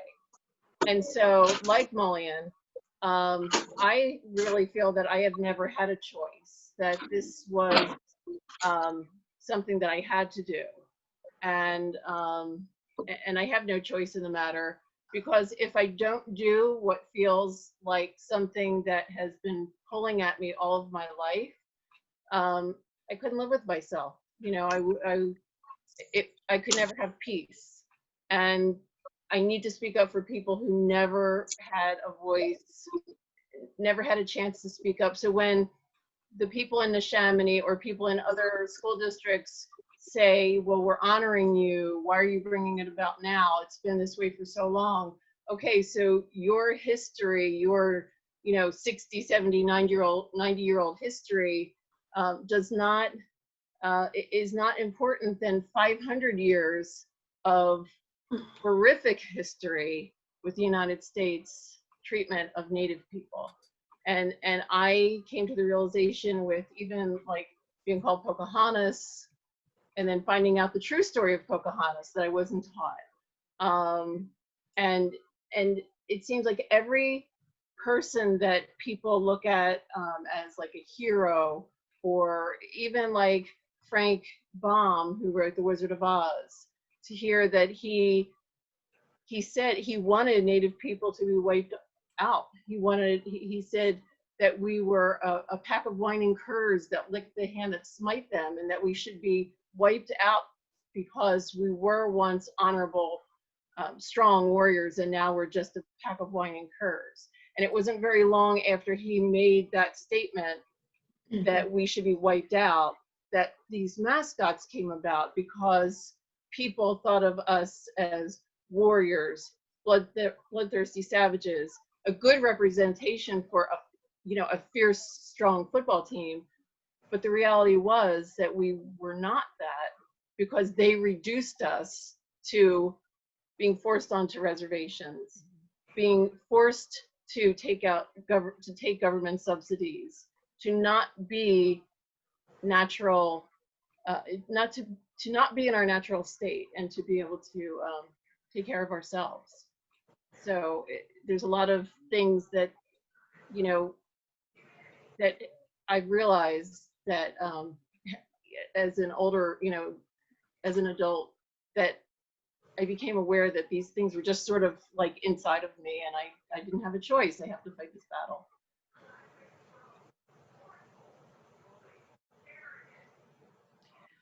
So, Tamika, I find the multitasking a little challenging, but I have read in one of the comments on the side, and this was something that we dealt with a lot in Maine, and I certainly appreciate for the Native people that this is kind of hard to give any energy to, but there is often a need for the non-Native people, especially the Euro-Americans, and especially those people who have a very long history in this country and their ancestors came over early.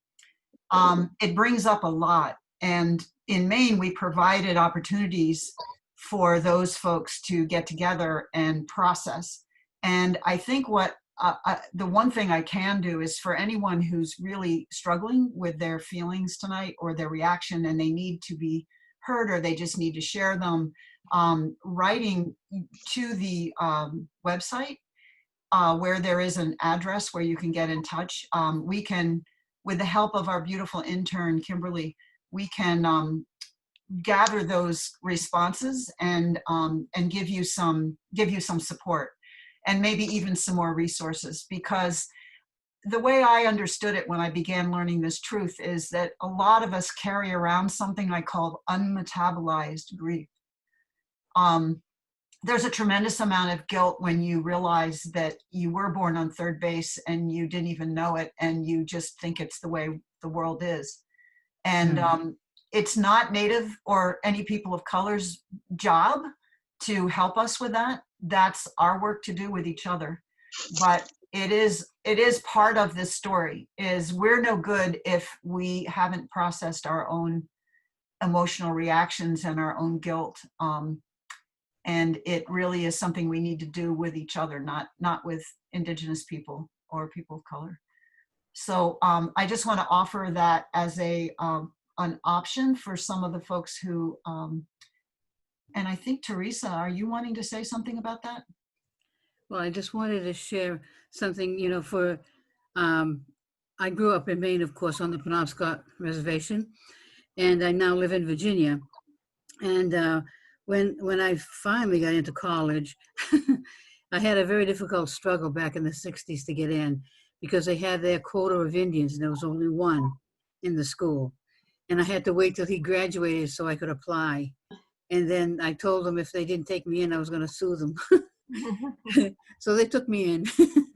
But anyway, what happened after I got my degree, I couldn't get a job in Maine because I was an Indian. And so I decided to go to school, and I went out to New Mexico. And for the first time in my life, everybody was dark. All the Hispanic people were dark, the Indian people were all dark, and I said, oh my goodness, they're not even going to recognize me as being anything other than who I am, you know? And so the Spanish people spoke Spanish to me, the Native people tried to talk their language to me, and I said, I don't understand either one of them, but that's okay, you know? And when I lived out west in New Mexico, Arizona, and then moved up to Alaska, I was never discriminated against until I came back to the East Coast. Mm. I came back to the East Coast and I worked for the federal government, okay? And I was discriminated against. And, you know, several kinds of things I was threatened to, as this young lady was saying. And but, you know, it took me 45 years to be able to trust white people. 45 years, can you imagine that? And and the only reason I'm able to do that, I met this woman who taught on my reservation, and she told me that not everybody is that way. And so I had to look for people who were not that way, you know, And then I told them, I said, often told people, whether you realize it or not, every single person on this program right now came from, your ancestors came from a tribal group. Yes. Everybody came from a tribe, okay? And so when you stop and you think about that, we have a lot to think about, because whether you like it or not, you're my brothers and sisters. That's what I tell people. I tell my neighbors the same thing. I'm going to love you whether you like it or not. So, and so when I do that and stuff, it makes my heart softer. Okay, it's no longer made of stone. I love all my brothers and sisters because my people believed that everything that's living on this planet was created by Gijiniwesk, the Great Spirit, our God. That says to me that we are all related, even all of these little critters out there, And the most beautiful thing about his creation is the diversity of it. It's the diversity. You know what? Look at your brothers and sisters. Some of you kind of look alike, right? But they're your brothers and sisters and your siblings. Okay, you go out in the woods and you look at all the different pine trees. You look at all the different trees, and the same species of trees. They're different, aren't they? You have to go out and look at them. So maybe you ought to take a journey into the forest, all right? And I always send women to the water and men to the forest, because we all came from water, right? We all came from our mother's womb. Which is full of water, right? So why didn't I learn how to swim? Anyway, but we have to remember that we all came from a tribal organization somewhere in the world. So remember that when you see your brothers and sisters, okay? And you have to remember that if you love God, you love all of his creation, and you love all the diversity in his creation. And God bless all of you. Thank you so much, Teresa. Thank you. Thank you, Miss Teresa. So we just want to get final words from our presenters tonight, our panelists. I'm going to start with you, Donna. Well, something that Teresa said that struck me is, when you look at your brothers and sisters, there's 5 girls in my family, and we all look so different, and we've all had such different experiences that even within our own family, sometimes it's hard for our own family members to understand our experiences. I think myself and my oldest sister are the only ones that have gone through as much of the "what are you?" even to the fact where if I walk into an Asian market, they try to speak some Asian language to me. I go to a Chinese restaurant and they try to speak Chinese to me. So I just think that we need to try to understand each other a little bit better and listen to each other a little bit more. Thank you, Donna. We're going to go to Lynn next. Thank you. So I'm going to speak as an educator. I am director of Kids Rich Tolerance Center, but I started this education because of the dearth of true history of Native American history. So sports mascots, I think, is the tip of the iceberg. Fighting for respect and kindness. Bullying starts at 3 years old. Anti-bias, all these things really start really young. Kids see color and they see differences. I would like to encourage you to think about youth education, because why can't we start younger and educate our children to embrace diversity and, as beautifully just said, embrace diversity, embrace differences, because we all are different. And I would like this society to make an investment in youth education, so in 10 years, 20 years, we are not where we are today. Columbus what he really did. You know, why do we worship Columbus Day, which is coming up, or Thanksgiving? So I'm working, and CNA is working. I hope this will be another goal for us, to teach children what really happened and what respect really is. So thank you for this opportunity to close out. Thank you so much, Lynn. We're going to come next to you, Ramona. Your final comments and remarks you'd just like to leave with us for reflection?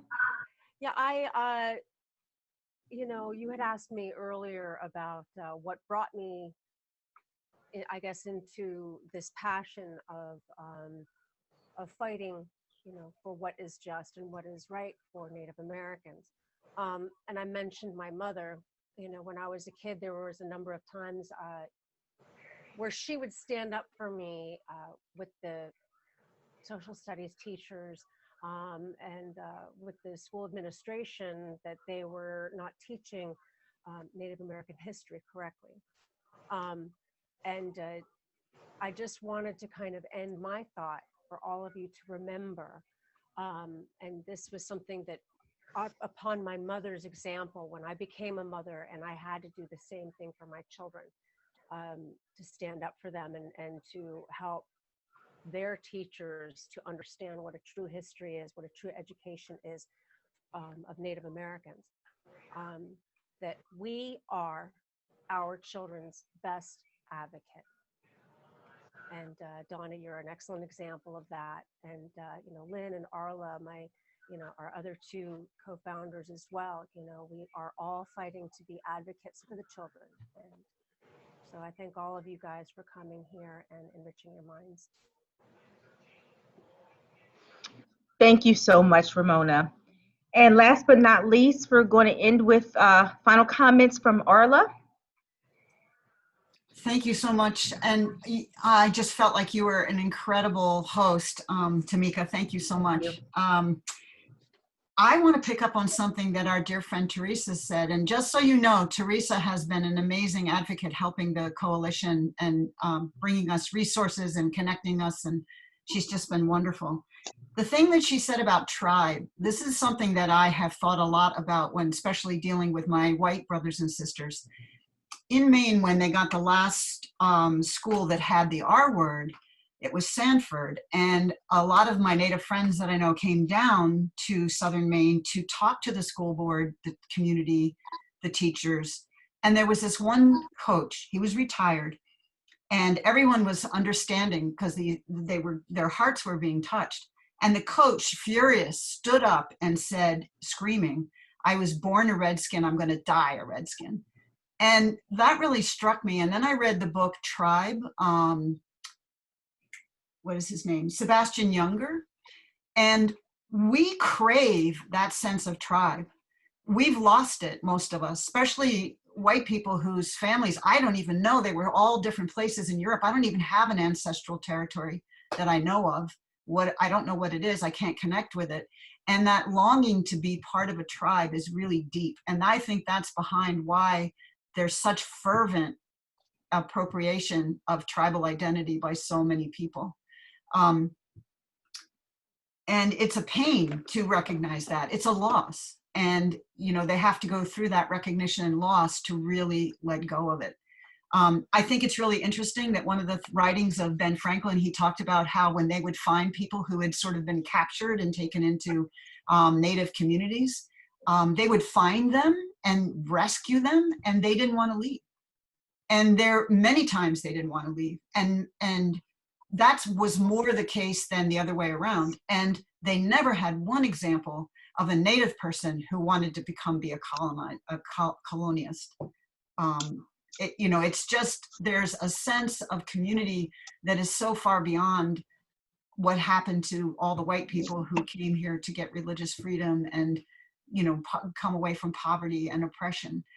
One thing I think that's really important is at this distance that is held in that ICWA training, one of the reasons why the Native social workers were so criticized and so judged was that point that when Lynn read it, it said, in Native community, a child has 3 parents, the mother, the father, and the entire rest of the tribe.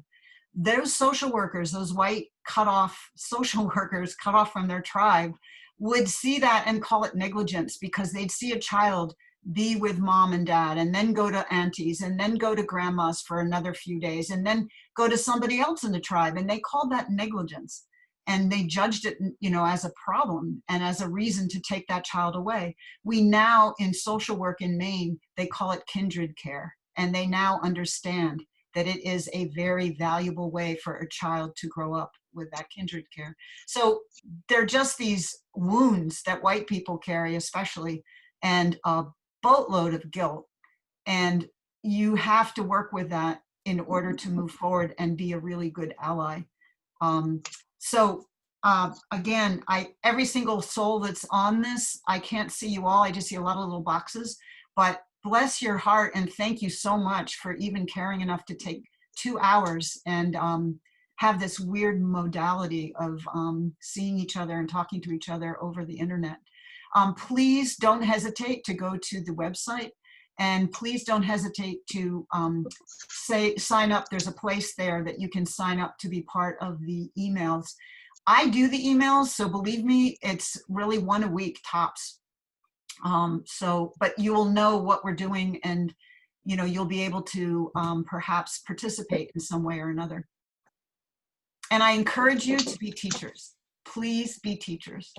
Teach those sheets that are on the chat. You could download the one that I really hope educators do, or any parent, to take into your school district. It's 6 steps on how you can truly honor Native people, and they're very concrete and would be wonderful. And that's to answer the people who say, oh, we'll never know that Natives even existed if we don't have mascots. And the other one is just the facts of everything. Someone asked me in the side, what year was ICWA? And then what was the name of that doctrine? And so it's all there so that you can be really a great teacher and speak specifically. Thank you, Arla. And thank you so much to all of our guests this evening who joined us for this outstanding educational presentation. It's something that I'm going to sit with, and we will make the recording available. I want to make sure that we don't lose that. We've been recording since the very beginning, and we will be sharing that with those of you who were in attendance this evening. So thank you all for coming out. And I just challenge you all to, during these times of COVID, and even once we're back able to assemble with each other again, be a little kinder to each other and to be mindful of the battles that we're all facing, because we're all fighting some type of battle that maybe someone else may not know about. And be kind and cognizant of another person's struggles. Thank you all and have a good evening. Thank you for joining us. Thank you so much. Thank you, everybody. Thank you. Thank you. Thank you, everyone. Good night.